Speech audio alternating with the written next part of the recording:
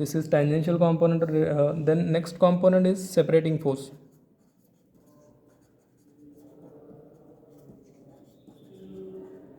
Separating force PS.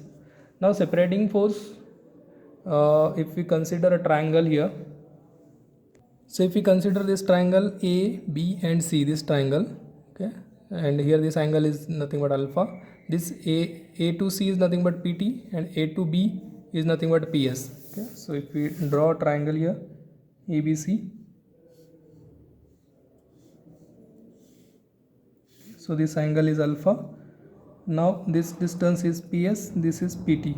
Okay, so if you suppose you want to find PS in terms of PT, so you have to go for tan of alpha. Tan of alpha is equal to opposite side divided by adjacent side, PS by PT. Therefore PS will be PT into tan alpha. So by using this relation you can find PS, separating force. Now separating force is again resolved into components PR and PA, radial force and axial force. So we'll see radial force or radial component PR. So PR you can calculate again by considering this triangle PQR. Okay, so in this triangle P to Q, this distance is nothing but PR and this RQ is nothing but PA. Okay, so if we consider here the triangle,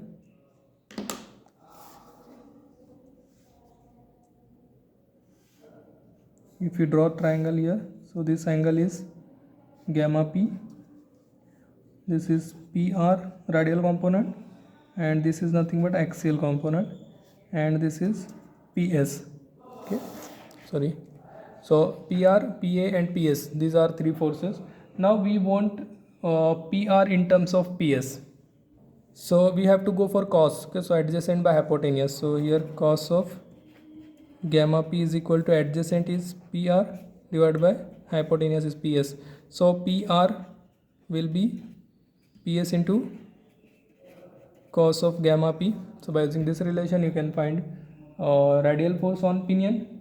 Okay, and the next one is axial component, this axial component. Okay, so the axial component here opposite by hypotenuse. Okay, so means you have to go for sine.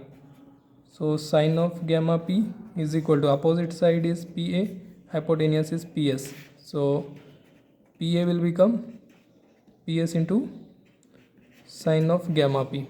Okay, in this way you can find radial component and axial component of the forces. Okay,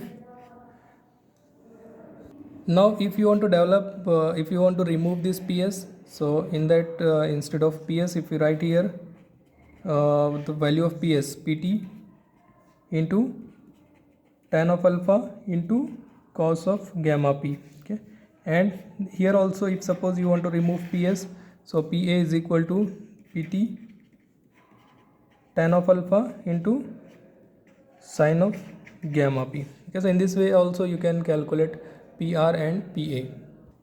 So this is radial component for pinion. If you want to calculate radial component for gear, so RB PRG is equal to tan PT tan of alpha into cos of gamma G. Okay, and if suppose you want to calculate axial component on gear, so this is axial component of pinion actually we have calculated. So axial component on gear will be PT tan of alpha into sine of gamma G. Okay, so by using these four formulas you can calculate radial and axial components on pinion and gear. Now for 90-degree shaft angle, if shaft angle is 90 degree here, so in that case your axial component on pinion is equal to radial component of the gear.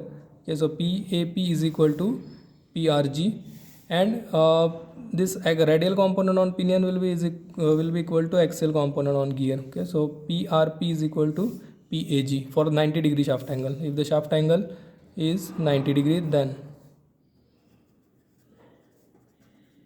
okay, then PAP is equal to, now PAP is equal to PRG and PRP this vertical this radial component on pinion is equal to axial component of the gear.